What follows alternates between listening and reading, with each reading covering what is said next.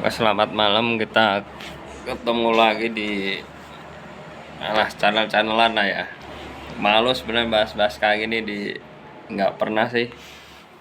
Ya, ini cuman berbagi ilmu aja sedikit banyak tentang ya bisnis kecil-kecilin lah. Kalau ya sebenarnya dikatakan bisnis juga terlalu wah sih kalau saya bilang. Ya, karena emang bisnis masih kecil-kecilan, tapi ya nggak apa-apa lah buat penyemangat. Ini kan juga banyak yang tanya, ya terutama di bidang tanaman hias. Banyak yang tanya, Mas, yang lagi laku apa, yang lagi hit apa, yang lagi apa. Kalau saya pribadi sebenarnya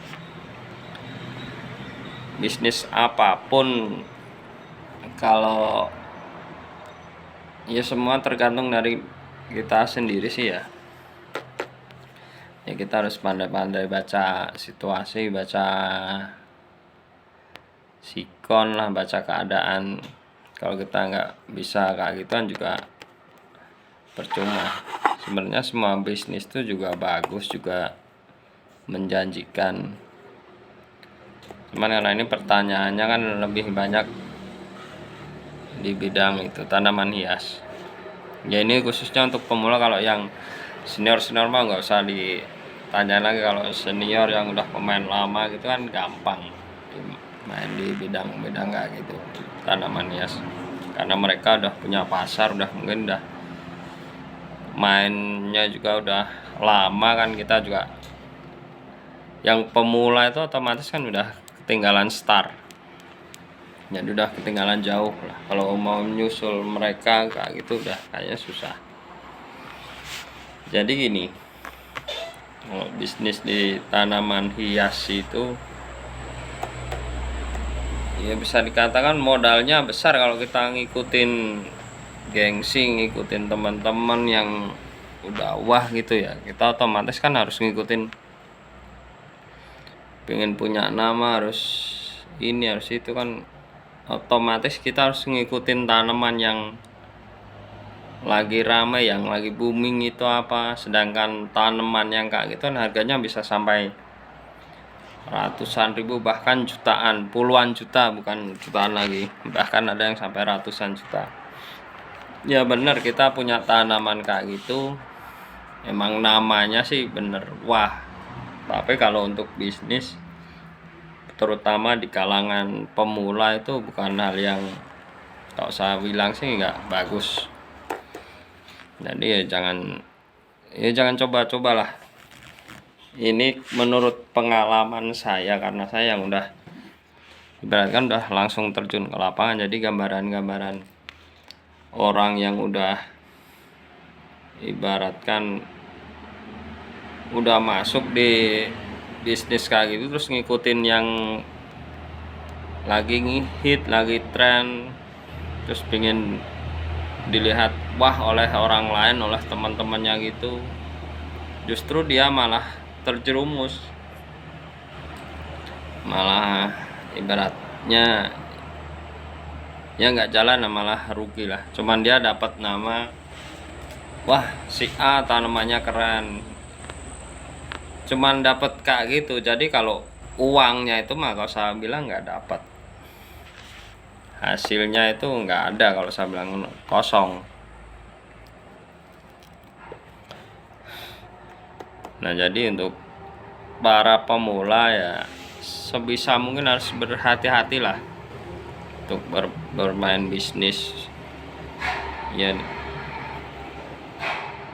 ibaratkan kita kan pemula ya, gimana caranya dengan modal segini harus jadi segini, harus jadi ya ibaratkan berkembang, terus berkembang lah. Jadi yang tadinya jadi 100.000 jadi 200, ya syukur-syukur jadi jutaan, dari kayak gitu. Ya yang itu yang saya bahas siang tadi soal, jadi kita harus ngikutin pasar, terus yang harganya relatif murah. Terus kita melihat pasar kita kan kita lihat juga ekonomi lagi kayak gini kan, otomatis kebanyakan orang kan, saya pingin kayak gitu tapi saya mau beli yang harga mahal itu kan nggak terjangkau uang saya, mending uangnya buat inilah buat itu. Nah jadi kita yang harus dilihat pertamanya itu yang harus yang kayak gitu. Jadi kita ngisi konsumen yang ibaratkan ya ini maaf kalangan ke bawah lah, nggak usah kita lihat yang ke atas dulu, yang kalangan ke bawah aja dulu. Nah usahakan sebisa mungkin kita bisnis di tanaman hias itu untuk pemula ya terutama, itu kita tuh jangan fokus terus di situ 100% itu jangan, karena tanaman hias itu apalagi jualan ya, jualan kayak gitu kan ada waktunya laku, ada waktunya yang belum laku, terus pasarnya pas turun, pas amblek itu wah susah, pusing yang ada man. Nah ini kan makanya berbagi di sini tuh kan karena ya info, saling berbagi pengalaman, saling itu. Jadi saya nggak mau menjerumuskan, wah ini bagus usaha ini, terus biar pemula orang-orang tuh gitu ikutan bisnis ini, terus bisa hasilnya wah tapi kan proses di lapangannya kayak apa, situasinya kayak apa kan pada belum tahu ya kayak gitu.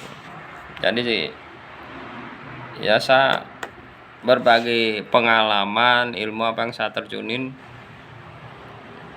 tapi saya juga nggak mau menjerumuskan orang supaya masuk tanaman hias terus jadi laku tanaman saya, tahu itu saya nggak kayak gitu ya. Ini hanya untuk perbandingan, untuk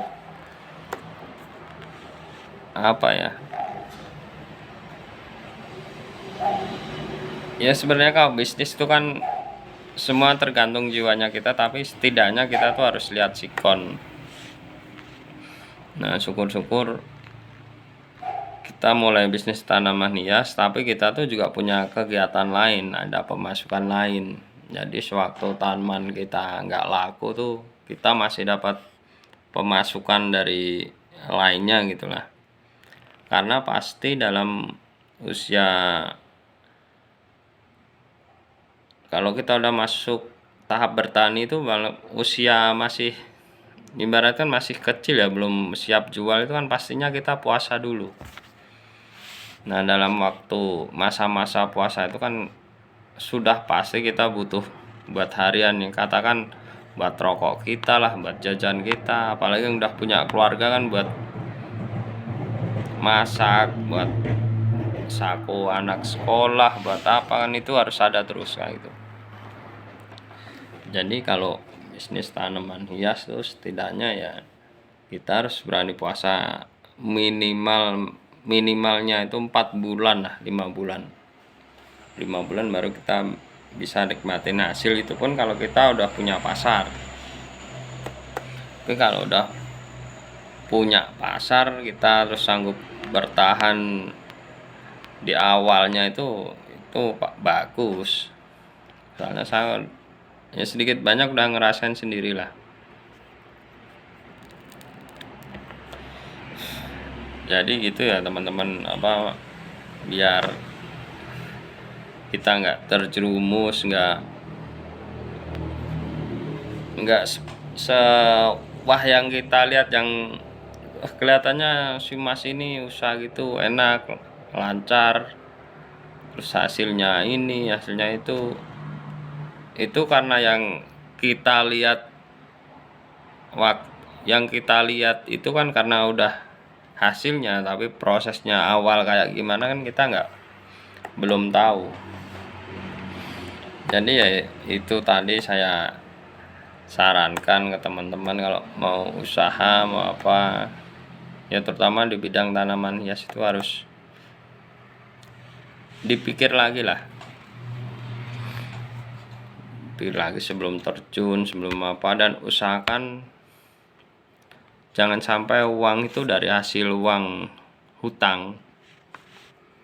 Itu kalau kita belum benar-benar jiwa bisnis itu, wah berat, malah kita udah punya hutang, bisnis nggak jalan. Aduh, jangan sampai lah. Mungkin cukup sekian aja ilmu atau yang bisa saya berikan buat teman-teman, khususnya para pemula. Ya kita sharing lah. Kalau misalkan ada hal apa yang mau ditanyakan, bisa tulis di komentar. Jadi kita berbagi pengalaman di sini, bukannya apa terus saya mau menjerumuskan gitu, enggak. Ya karena saya tahu lah kita sama-sama pejuang rupiah lah, receh ya kan. Ya semoga bermanfaat, kita aja terus semangat. Yang penting setidaknya kita dalam diri kita tuh udah ada jiwa bisnis, jiwa bos lah. Kalau jiwa bos itu ya meskipun usaha kita sekecil apapun, kalau kita punya usaha sendiri itu ya itu kita bosnya. Oke, segitu aja. Assalamualaikum warahmatullahi wabarakatuh. Terima kasih, semoga bermanfaat teman-teman.